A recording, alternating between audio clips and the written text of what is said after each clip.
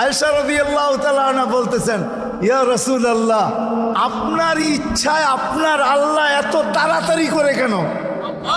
বুখারীতে আছে, বুখারীতে।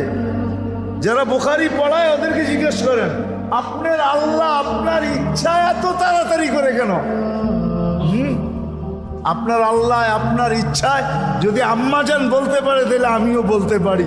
কার আল্লাহ কিরকম এটা আমার বিষয় না, কিন্তু মুহাম্মদুর রাসূলুল্লাহর আল্লাহ মুহাম্মদুর রাসূলুল্লাহর সাথে অন্যরকম। সারাদিন বন্ধুর দিকে তাকায় থাকে, বন্ধু নারাজ করা যাবে না। হায় হায় হায় হায়।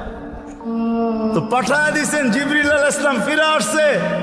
তো বলছে, জিবরিল কি খবর?